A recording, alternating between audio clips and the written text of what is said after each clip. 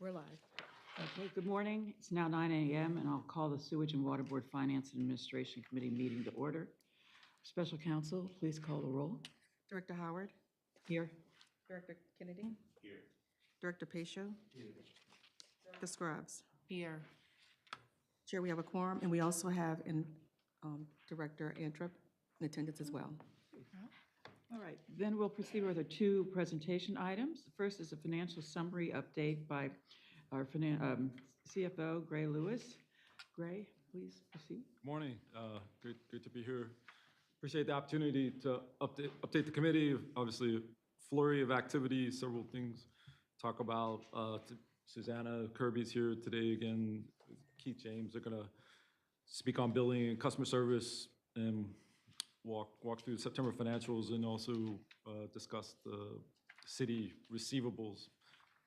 So this will, and also wanted to mention to the committee that our Oracle conversion project, we're working on user acceptance testing now. So very large project for the whole organization, but getting into that, looking like early February type of go live. So really looking forward to that. And also the budget, we're working on pulling that together for next month, for fiscal 26. So lots going on. But here we are with our September financials in front of us. Make some high-level comments on budget to actual. So revenue for the water sewer system, month of September was 25.1 million, so up about 2.8 million compared to budget, and overall we're about 1% above our budgeted operating revenue. The drainage taxes for September were just about 300,000, so we continue to receive taxes as they're paid late, through the city. They're collected through the Board of Liquidation, our custodian, and forwarded over to us. So we've received about 69.1 million year to date.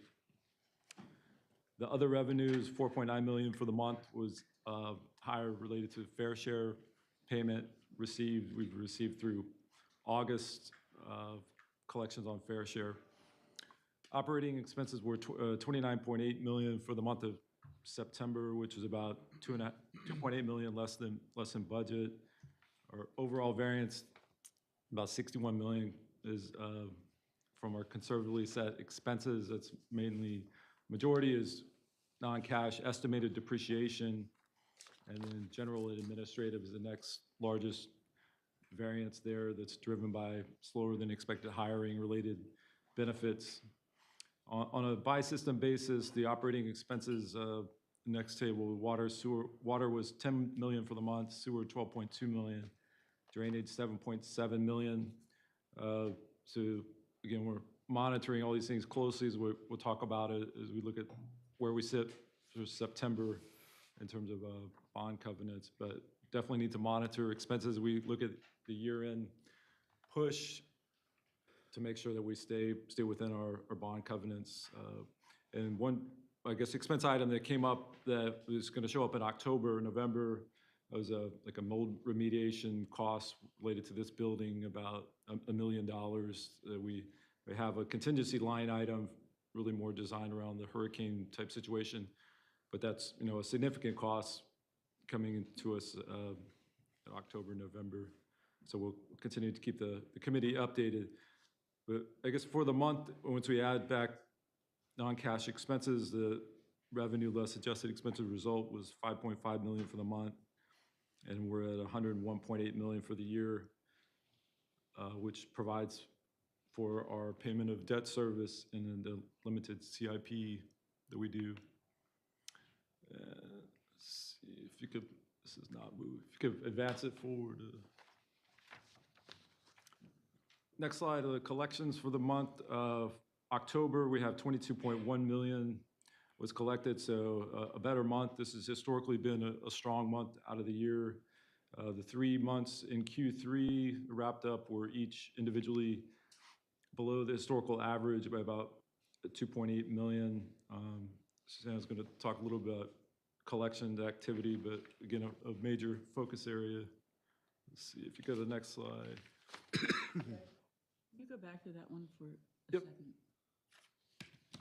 When we have the negative variances, is that because of collections or is it because of usage? Is there a drop in usage or?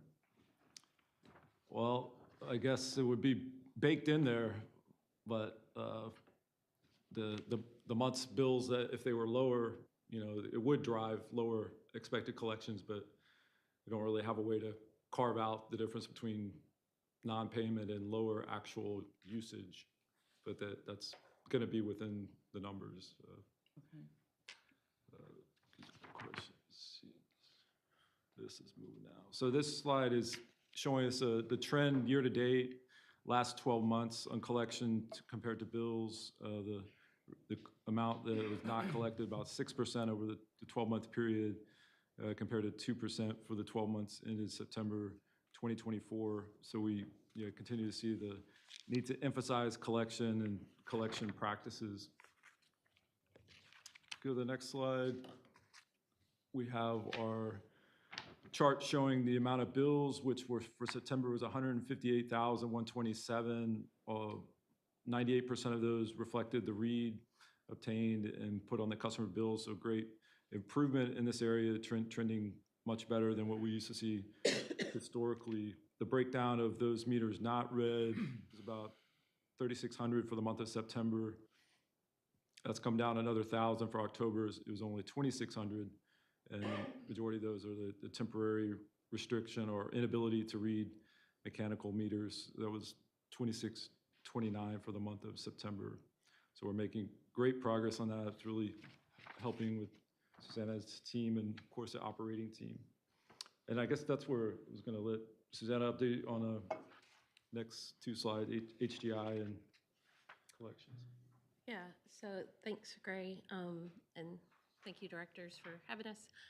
As you can see, we continue to go down with collections. You know, I will add, as we see some of the fluctuations to your comment, Director Howard, is, you know, a balance of that is also credits given, right? So we'll see that with your numbers along with the usage that you point out, so decreased usage. So as we see through the end of October, we continue to go down. We continue our relationship with HGI, working on decisions and credits granted, as well as being proactive internally and reaching out to customers and working with them on billing concerns and issues. So that's really it on that one, unless there's any questions. Yeah, to move it. Is there a cutoff point for HDI's involvement in terms of collection? Not as of yet. We continue to work with the city and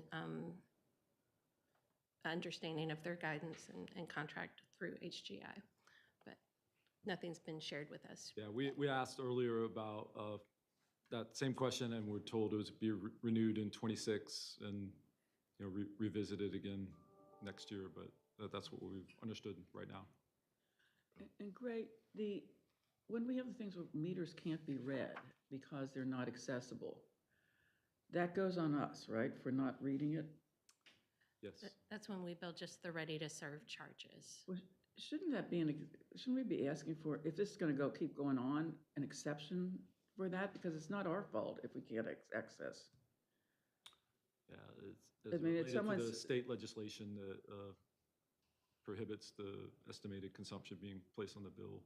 Right, but shouldn't it, I'm just suggesting maybe we should be asking for an exception within that legislation so that if a meter is not accessible because of something that's not our fault, we're not the ones that pay the price for that.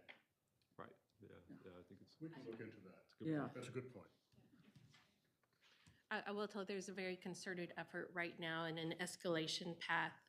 Becca or Steve might be able to speak to it better than I can even, but that with these customers, they are receiving letters. And at the very end, we do have a path where we can even send networks out and do digging if needed to, run new lines. So there is a path that we are trying to follow with these last few that we can't get to. So. Thank you. Service disconnects, there was a dip. It's been, I know, a conversation with this group and others, a shut-off plan, especially with smart meters, making sure that we're being more timely with shut-offs, holding people accountable. Of course, that's the last resort of what we want to do with a customer. So we actually went live this week with a new shut-off plan, and what that entails is ensuring that we're having multiple contacts with each customer. We're reviewing the account to ensure that everything's in place and putting in the appropriate number of service orders that we're working with Rebecca Johnsey and her team in meter reading to ensure that we can complete each day. So I hope to bring to you next month some good data points behind that, and that the plan is working as it should, especially with customers coming in and getting on payment plans and avoiding that shut off. How do you end up with negative new payment plans? A net reduction, like some people actually pay off and finish their payment plan, so it drops off completely. So that's a net number. But that's not a Compared to new what? payment plan. Is this a total number of payment plans or new? Net change in payment plans, yeah. So, yeah, I could update the wording on that, but yeah, that's the net change from last month. Okay. That's all I had on that, unless there's questions. Yep, thanks. Next slide is just the customer receivables snapshot at the end of September 30th. Total amount, 122.2 million, less the allowance for doubtful accounts, 50.4 million. So this number is up since the beginning of the year, particularly on closed accounts, which we have a process to do write-off of closed accounts, which will be occurring. Also just to slower customer payments in general. And then on the Promise Pay update, relatively similar numbers. We did a targeted sign-up plan, and we do have some people actually enter and then finish, so hopefully that will continue. But about 64% of all of the customers were signed up, so that's 15,297 out of 23,919 as of the end of September. So we continue to promote that options. It takes the customers out of the service disconnect path. And then on the dashboard, wanted to highlight for the committee, particular line 9, days cash on hand for water was 95. So this number has come down from the last several years. And then last month was about 116. Our requirement is at the end of the year, greater than 90 days cash on hand. So it's taken us into sort of an action plan that evaluating the sensitivity of the numbers. You know, there's some conservatism. We calculated the 95 number based on 290,000 water expenses per day. Historically, the number's been about 260,000, so we try and build some conservatism there. We know the October customer collections is a little higher, so when we look at October numbers, have an expectation there. We have the ability with our fair share of cash received, that's water, sewer, drainage, potentially allocating more to water would be something we'll look at. And then, of course, looking at projected commitments to vendors to see where we have some flexibility to defer and possibly wait on some expenses. The FEMA grant money is another source of cash that comes through that's it's really cash neutral because we now turn around and pay DPW, but that's another aspect. So all these things, just to highlight the committee, will be monitoring this closely and again, make sure we stay above our bond covenant. So more to come on that one. Sewer was days cash on hand, 112 at the end of September, also a little bit lower, but we do have bond draws for the WIFIA loan. $26 million has been replenished back to the sewer system. As we get on the 15th of every month, we get those sewer loan draws from the WIFIA loan. So we got one on October 15th and then one this week. So that would replenish about 26 million. But same general concept, we'll continuing to monitor these. The rest of the metrics, a little more in line, but that one did want to highlight. So any additional questions on the metrics? Okay. I think next is, go to the next slide. Our capital spend for the month, 23.8 million was spent on CapEx in September. We had 884,000 of new appropriations between water, sewer, and drainage. And then our grant funding status, this is a similar snapshot we show, pretty low month with FEMA reimbursements on hurricane public assistance projects. It's only 213,000. So we have been in contact with GOSA because this is a key part of the financing is making sure all of our FEMA reimbursements come through.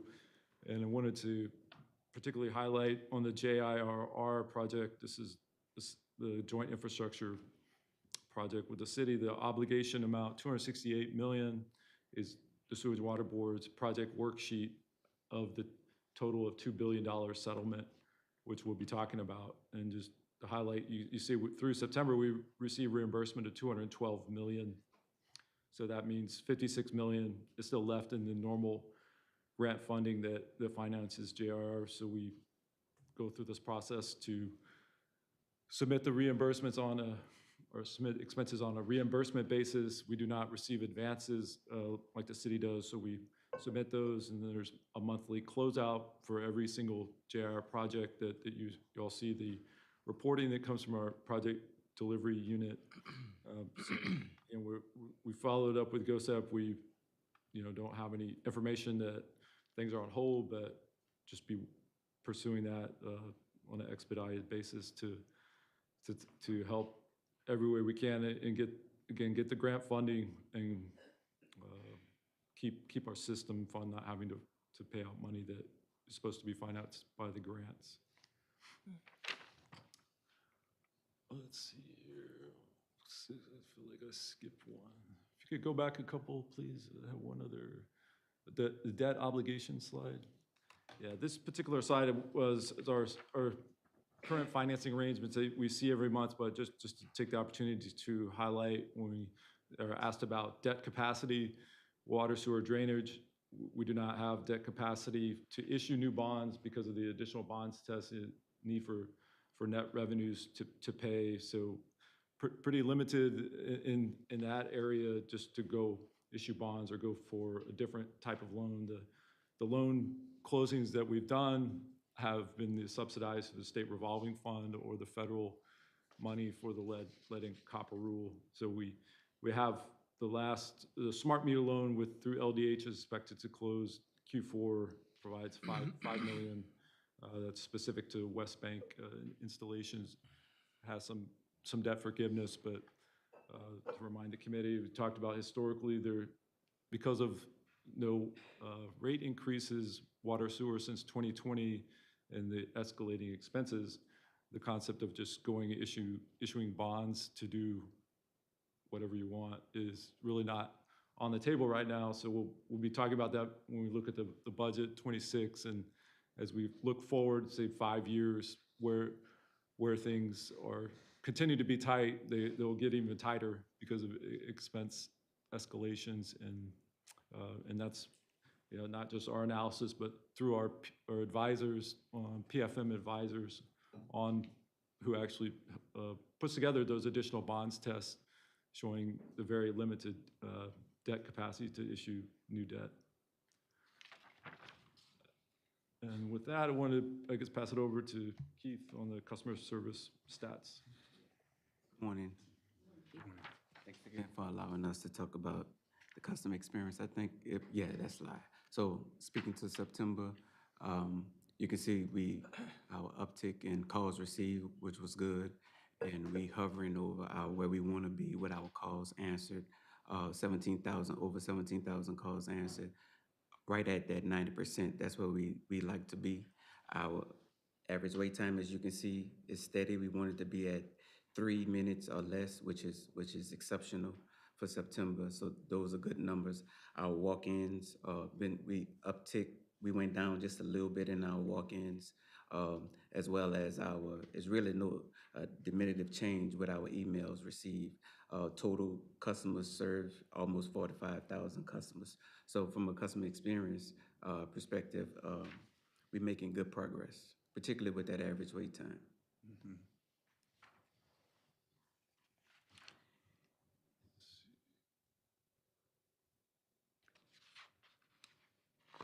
Next slide, no questions? Okay, so then the call center, basically. As you can see, September, we ticked down we talked about this on the number of walk-ins, but in the emails as well. So the emails went up a little bit. You look at just the quarter, July, August, and September, you see a steady state up which is a good thing. We constantly answering emails, so the team is doing good with receiving those and responding in a timely manner and following up with customers. So that's a very good sign there. Do you have response times on the emails? The expectations is we want to respond to all emails within 48 hours. And do we know what the reality is? The reality is it's about 3 days, 3 to 5 days. It's a good question. It's an assumption when we see this, is one that I like though, that as emails increase with the quarter, walk-ins going down. Yes, sir. I can't say they correlate directly, but I want to be able to say that. So, if there's any other data point or anything that we can kind of see the relationship between walk-ins If versus, somebody emailed instead of walking in, like made the, yeah. that's what it looks like, right? I can't say that definitively, but I want to. So if there's a way to correlate, and I don't know if that's possible, relationship between emails, walk-ins, phone calls, right? That's good. Thank you. Sure. Next slide. So our answer call trend, again, we hovering over for the last 3 months, that 90%, and that's where we want to be at. We look at that trend line. We consistently want to stay at 90 or above. So that's our goal, and that's what we're shooting for. And we see progress here. We had a little dip, but we're not talking about a 5% dip. We had a 1 to 2% dip from July to August, and August to September. So in July, we were flat 90. In August, we was at 88.4, and the same with September. So we're still at 90%, which is a good trend. I get concerned when we come below that. As long as we stand at that 90 and above, we're doing real good. I think the average wait time slide is next. And then again, the trend line on the average call, our wait. You can see how we consistently put focus on that and reduce that. You can look at it throughout the year, and you can specifically see throughout the last 3 months where we are averaging that 3%, and that's three minutes, and that's our goal. I think you had that question last time. I have a question because whether the the calls that hang up Yeah. are part of that calculation. And the other question is, at what point are people hanging up? How long have they been on the phone? I've been on for long times. But That's good. So we have really a project to answer your question specifically. So I would generalize about it, if I may. So on average, based on the testing I'm seeing, people are staying on calls before they hang up about 3 minutes. And that's calculated from the queue. So every call that comes into the call center, it goes into a queue. And then once it goes into a queue, the time you have from the entering the queue to the time someone answers, that's how we calculate that wait time. what's the longest time they're on? Because The longest time they're allowed, or the longest time I've seen? the longest time you said, I've been on for 13 minutes. 13 minutes. On hold? I will say it is something we're still working on with the vendor and going through testing because we want to see those separate Yeah. buckets.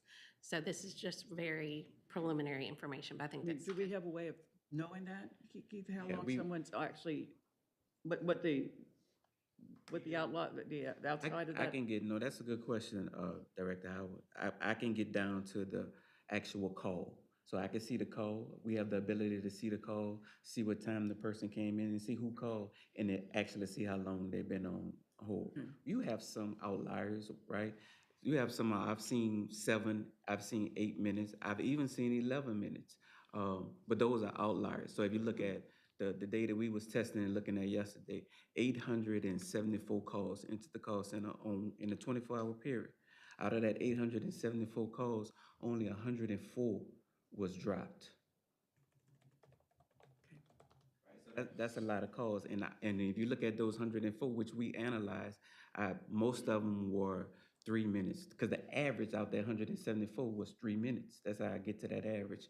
So you saw some that were 30 seconds, 14 seconds, 3 minutes, 7 minutes, 8 minutes.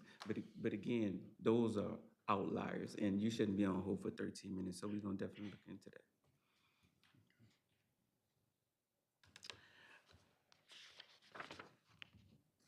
I think that's the last slide. Thank you. No problem. Thank you. Good questions. Thank you, Keith.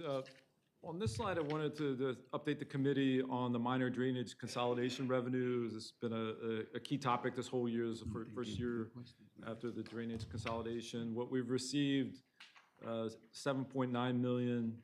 So that's inclusive of the ARPA one-time, the city arranged 3.7 million, and then the infrastructure maintenance fund, 4.2 million received through August, less than the 18.9 million. So we understand from the council, the traffic revenue question is still on hold, the Attorney General of the state. So we continue to stay tuned on that. And I know from an operations perspective, this is directly impacting the level of work on Steve's team. So just an important note about the level of funding determines level of service. So just wanted to highlight that for the committee especially as we think about our fiscal 26 budgeting. Okay, so with that, I'd like to go over to some additional slides on the joint infrastructure projects, DPW and SWIMNO, and our city receivables. And just to talk about this, I think the committee is aware, October 22nd, we received a letter from the city listing 87.5 million of DPW invoices. So we have to break these down into groups, and it's 3 main groups.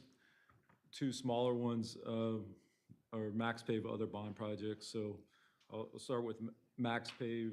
If we could go forward. Just going to walk through what each of these are. If you go.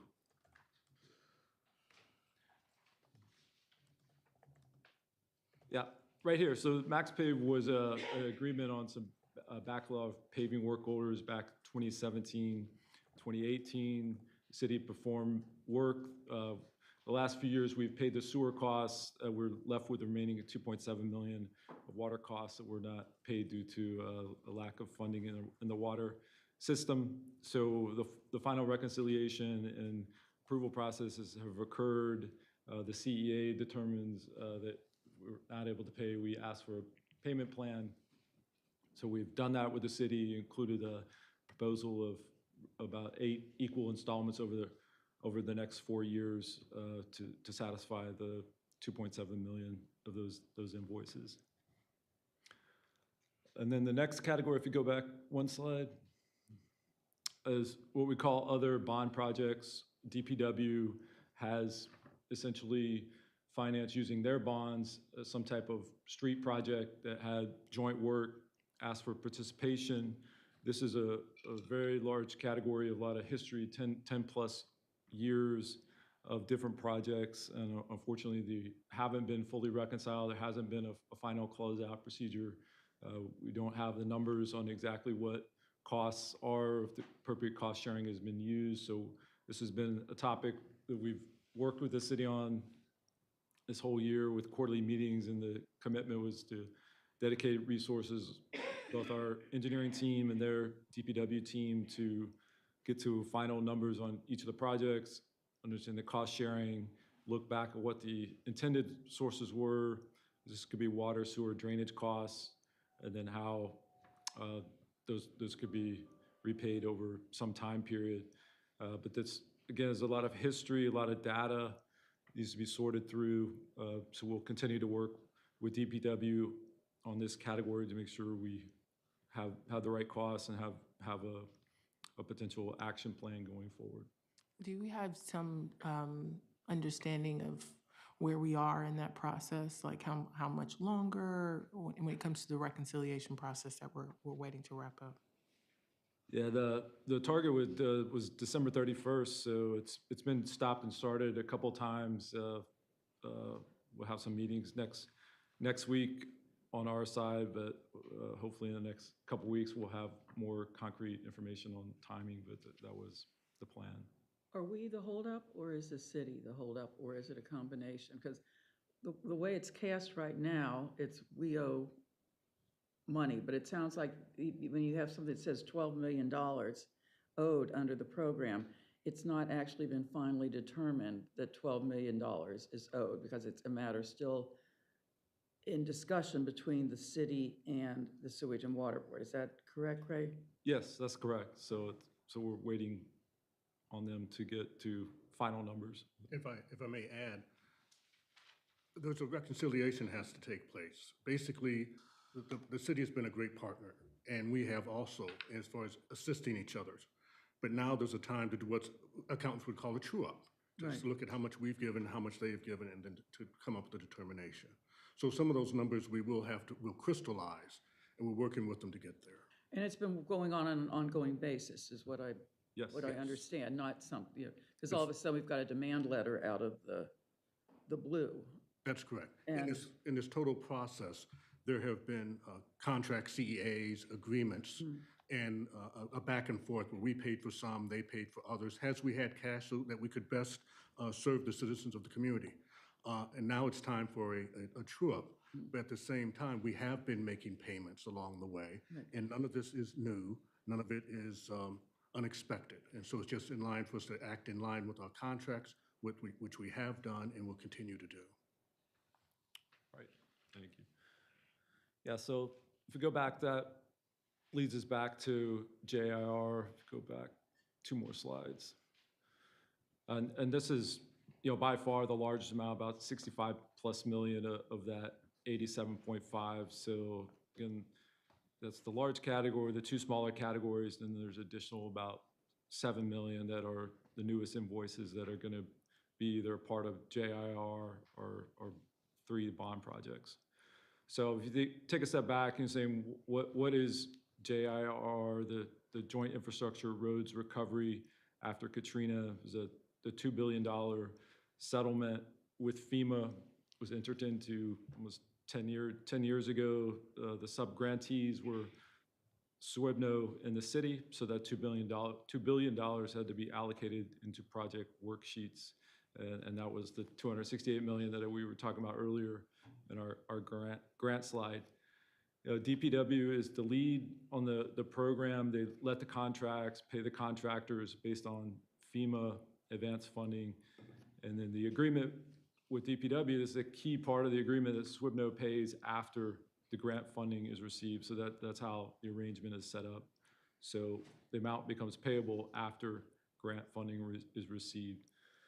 And what gets a little more complicated, so there you have the regular grant funding arrangement, and then in late 2022, we worked with the city, had multiple joint meetings to alert them that our portion of the grant allocation was committed to contracts and was going to be consumed, and that leads either to a complete, stopping of the program, or what was done, or was the city's preference, say, continue with the construction needed to avoid some type of FEMA clawback situation, and the city's grant would front the water dollar costs and essentially allow the additional projects to get let and construction to move forward, so that the $2 billion could get committed to contracts, put out there. So that's what has created this separate type of financing that the city has fronted dollars, and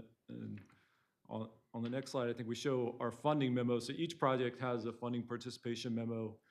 So we highlighted the arrangement I'm referring to.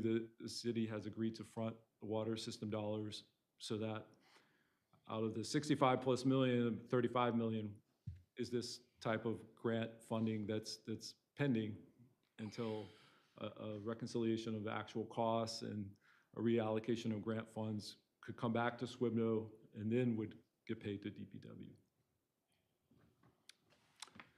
So if we go forward 1 more slide, key points here as we think about the program. The original grant financing and funding is continuing. about, say, approximately 30 million where we have the grant funding, we have sewer WIFIA financing costs. We're expediting, sending those in, paying the city as per the normal process.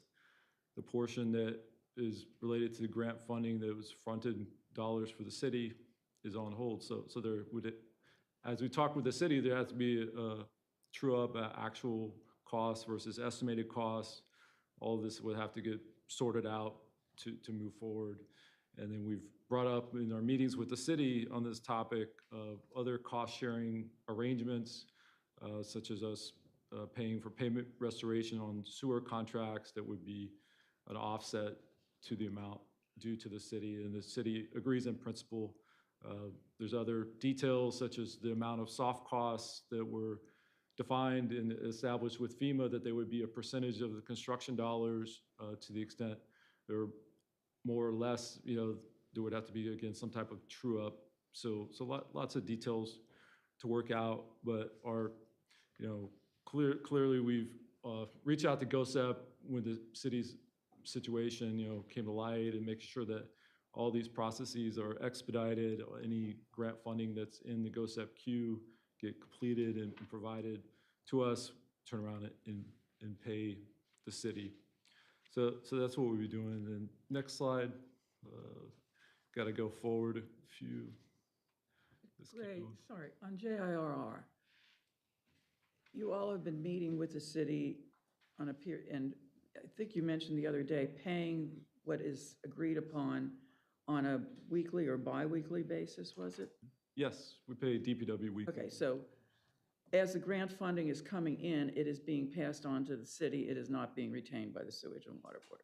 Yes, yeah, and we got some numbers on this next slide. If we keep going down, we'll update. Another clarifying question, just kind of on the back of that, because I think we need to, because there's so much on this topic out in the community, we need to be crystal clear on where we are as an agency. You mentioned a piece of the FEMA funding was reallocated, and obviously correct me if I'm stating something incorrectly. A piece of the FEMA funding was reallocated, the city fronted funds, and then we agreed to reimburse upon securing additional grant funding. Okay, so that is unsecured grant funds we're waiting on, not a distribution of grant funds we've already been promised. That's correct. Okay. Yes. As a follow-up to that, Randy, may I ask you, how do we plan to address that issue in terms of clarifying to the public exactly what is happening in this process? Because the message that goes out is that Sewage and Water Board owes X amount, period. Yes. They don't explain the process and the details. details. And the fact that this has been an ongoing relationship and we're acting within the bounds of the agreements that we both agreed to. What we will do, we are going to send a response letter to the demand letter shortly. And then also along with that, our communications department will be working to make sure we get the information out as clearly as we can. And I think, let me try to restate something too, and tell me if it's off, Randy or Greg. There is $65 million under JIRR that the Sewage and Water Board will eventually owe to the city of New Orleans, but $65 million is not now due and payable. Is that a correct statement? That's correct. Okay. That's correct. Yeah, so we're already working with the CA working with the city on additional reimbursement CA to hammer out some of these additional details, but just kind of in summary and next steps and to clarify, of the 87.5 million, you have the different buckets, and then specifically on JRR, out of the 65 million, only a portion of, say, 30 million that's tied into the normal grant funding will get paid to them shortly, and it is getting paid. So it just in the last 4 weeks, about $4.7 million was paid, and we worked with the city on an estimate for the rest of the month of November, so that's another 7 million. So those are getting scheduled, and then 8 million in December. So that process is working as normal, business as usual because of the financing is set up and arrangements there. We're following the CEA.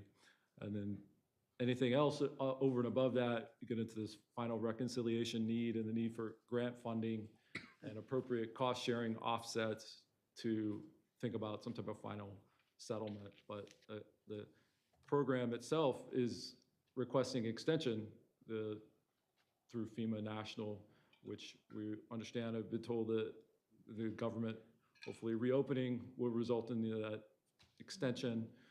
And then you can get into these additional discussions about how program could get completed, either with additional grant funding or some other mechanism. But yeah, and finally, we just included another number that payments since the inception of the program to DPW have been $235 million.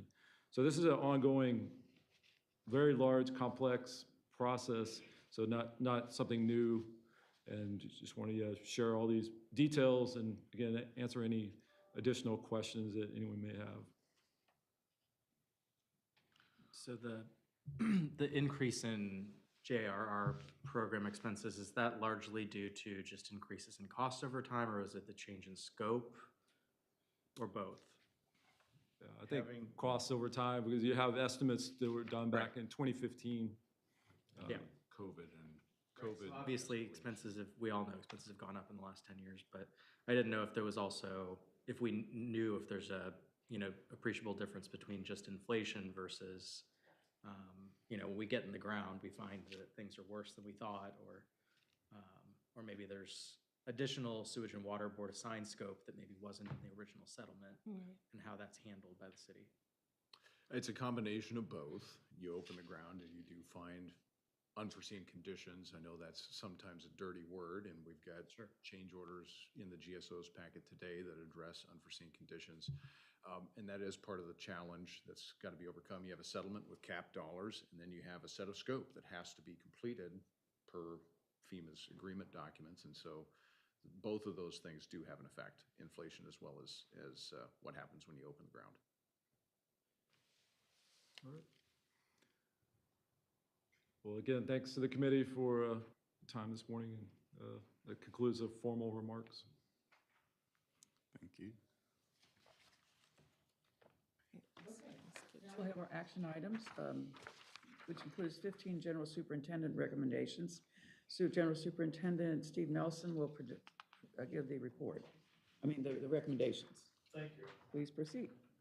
Very good. It is a lengthy agenda today. I have been told and confirmed that following months, we're going to have fewer items. I did want to point out just as of the 30th, we completed the subsurface work on our consent decree work in the Carrollton Basin, which was by far the largest basin in the Sewer System Evaluation Rehab Program, the SERP program. So that was completed in advance of the deadline on the 31st. That represents 18 contracts and over $150 million in construction in 2024 and 2025. And that's in addition to the $50 million plus on the power complex. That's in addition to our smart meter program. So we don't talk about some of the things that we're accomplishing sometimes. I just wanted to highlight $250 million worth of work delivered here over the course of the last 2 years. So The last basin? yes, that is the last basin. We are finished with subsurface work. So a very, very significant program that's been going on since the 90s and was set in place by a whole lot of other people that have come before us. So I do want to recognize previous superintendents, executive directors, staff, and I know some of our board of directors have been here since the beginning of some of those things or early on. And that is not a small accomplishment. And special counsel has done an exceptional job of driving this to completion as well. So I would be remiss to not thank Yolanda and her team. Greatly appreciated. So the first items that we have are 4 contract awards and renewals, 3 renewals, 1 award. The first is the third renewal of contract 2022 SWB 37 under Resolution R-152, 2025. This is for the furnishing of anhydrous ammonia to the Algiers Carrollton water plants between the Sewerage and Water Board of New Orleans and Tanner Industries, Inc. Anhydrous ammonia is a disinfectant that we use within our system. This will be the third of 4 renewals in the amount of $667,500 and will bring the contract total to $2,706,000. The second is the first renewal of contract 2024 SWB 67 under Resolution R-153-2025 for the furnishing of liquid polyelectrolyte for the Carrollton and Algiers water plants between the Sewerage and Water Board and Polydyne Inc. This is the first of 4 renewals. This renewal will be in the amount of $1,639,000 and will bring the total amount of the contract to $3,278,000. The third is the second renewal of contract 2023 SWB 35 under Resolution R-154-2025. This is for the furnishing of gasoline and diesel fuel between the Sewerage and Water Board of New Orleans and Lard Oil Company. This is the second renewal on this contract in the amount of $1,720,888.05, bringing the total contract value to $3,441,776.10.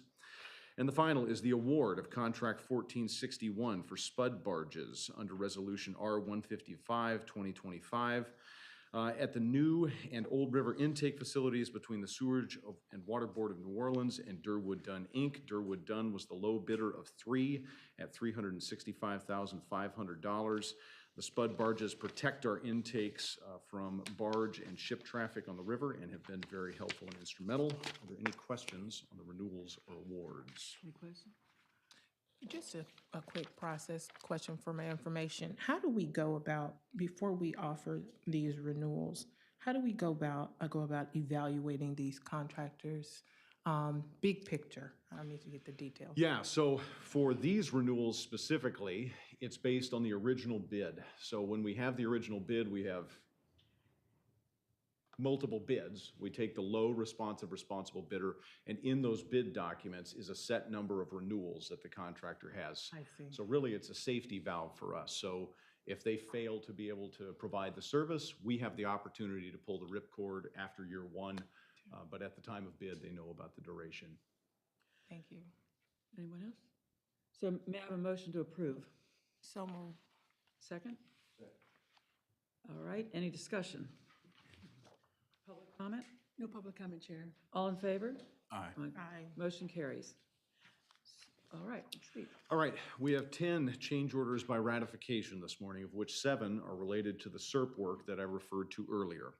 The first is the ratification of change order 1 on contract, and this is not related to the SERP work. This is contract 30267 for the restoration of gravity flow sanitary sewers by excavation and replacement from manhole to manhole, CIPP, which is cured in place pipe lining, from manhole to manhole, CIPP lining services for laterals and point repairs at various sites between the City of New Orleans, between the Sewerage and Water Board, and Wallace C. Drennan, Inc. This is under Resolution R-135-2025. This is an on-call contract that we utilize under task orders. So when specific items break, for instance, we had a sewer force main on the West Bank that broke last weekend, we can pick up the phone, we call Drennan, they bid on a unit price basis, so we know what their pricing is, and they can negotiate prices as needed. At the time this was bid, the estimate was at $5 million. They came in significantly lower than the estimated price. So the increase of $1,335,990 will bring the total contract to the originally estimated value of $5 million. The source of funding for this is WIFIA funds, and this will allow us to complete work through the end of December and into next year.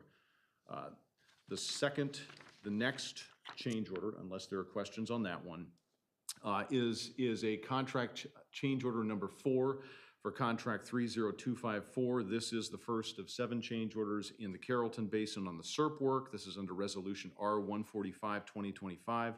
This is a significant change order in the amount of $6,759,562, and this change order is related to the relocation of a 36-inch sewer main that is currently underneath of a building. This was a main that is over 100 years old. It was not on the original maps, so the question of why was this not originally foreseen? It was not in the surveys. It is something where we do need to move it. The contractor is on site and available to do the work. This will save us, we did have a third-party estimate on the cost, Stantec, who does not have any sort of incentive to do it this way. It is shorter. It will save us 6 months to a year.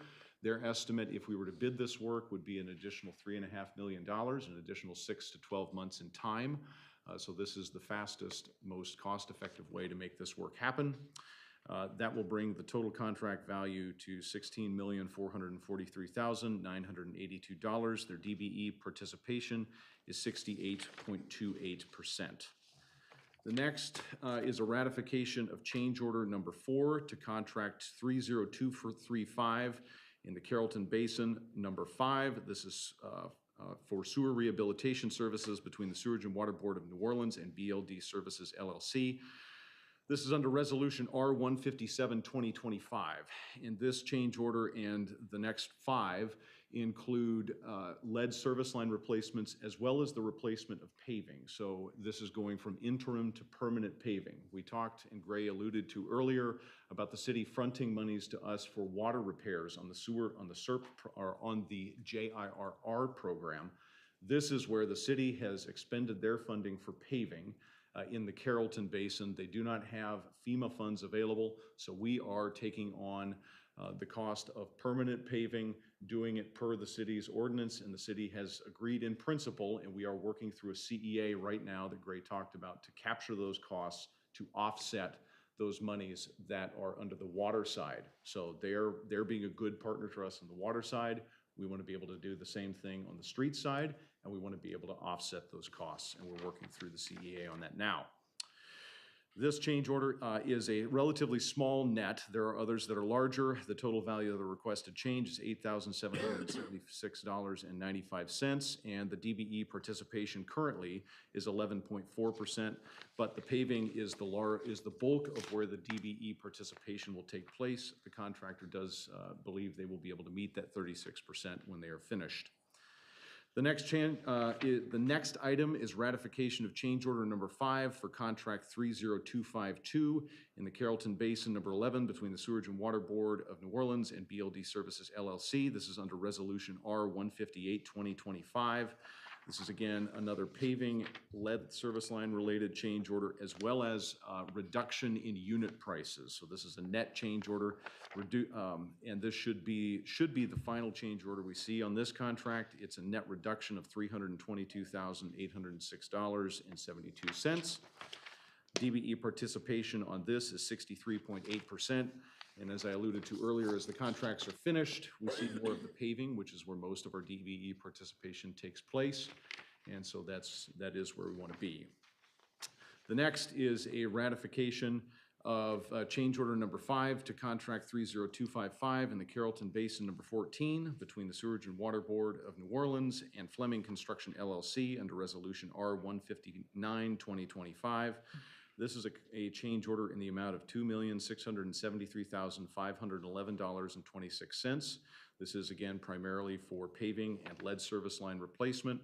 DBE participation at present is 31.6%. They do intend to meet or exceed the 36% by the time all of the paving is completed. The next item is ratification of change order number 2 for contract 30257 within the Carrollton Basin number 16 for sewer rehabilitation between the Sewerage and Water Board of New Orleans and Wallace C. Drennan, Inc. This is under Resolution R-160-2025. This is a change order in the amount of $3,680,750.92.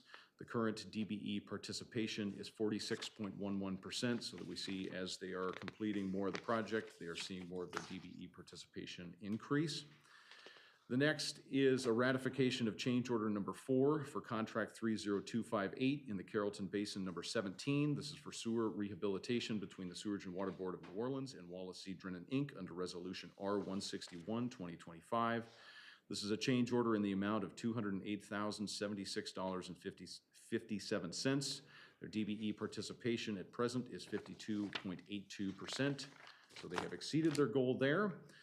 The next is a ratification of change order number 6 for contract 30260 in the Carrollton Basin number 19 for sewer rehabilitation between the Sewerage and Water Board of New Orleans and Hard Rock Construction LLC under Resolution R-162, 2025. This is a change order in the amount of $2,456,535. They have a current DBE participation of 19.07%, but as mentioned before, they do intend to meet their 36% goal as they complete more of the paving work.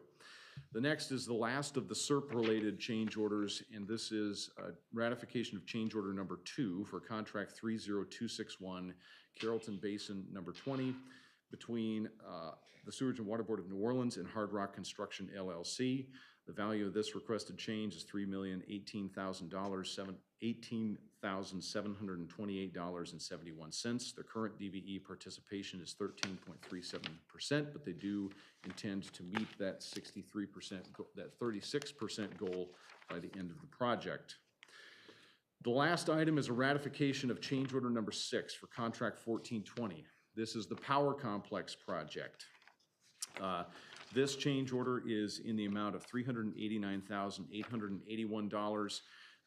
This is related to some structural modifications to platforms, purchasing of additional lube oil, as well as the procurement of additional IT equipment. They do have a DBE goal currently that they had established of 14%. They're at 17.5%, but they have been working with the DBE office to try to meet that goal. But we do have a lot of specialized equipment on that, so we will have to keep an eye on that as we go. Are there any questions on those proposed changes? That's a lot, I know. I have a question. How often do we see 100-year-old line just not show up on our maps? I mean, are we counting that by one hand per year? I could count on it with one hand per year, most likely.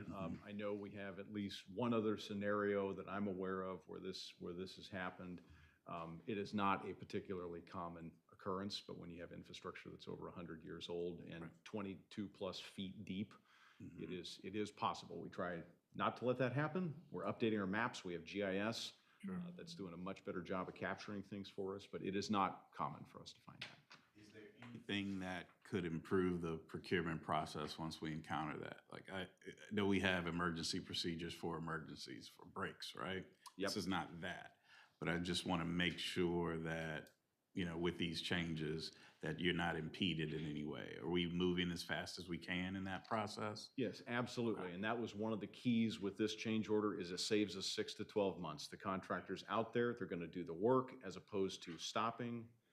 The customers who are in the area, hooray, the work's done. It's been going on. It's been very painful in the Carrollton Basin. It's been really hard on our customers. We've done a lot of work. We want to get it done, get out of folks' hair. Right. And it's adjacent to Earhart. It's a very busy thoroughfare. We really don't want to make things any And it's tougher within than the they scope need of to the be. contract as well. Yeah, I just want to make sure you don't have to come to us if you don't need to, but. It is absolutely, these are change orders by ratification. We also do want to be sure that we're open and transparent. Now, going forward, what we're going to be looking at, because the CERT program's ending, but it's been immensely helpful. We've developed some habits that we have to carry on. When a customer calls about a sewer backup or there's a sewer manhole overflow, we have to respond within 4 hours or we have penalties, there's issues. We have to continue in that vein. Going forward, we have plans to utilize IAB funds to TV camera, go back to those oldest basins that were finished first and do TV inspection of those lines where we do see repeated manhole overflows and use that camera data. That's going to give us a better set of information for bid documents in the future. Perfect, that's good. Thank you, Steve. Thank you.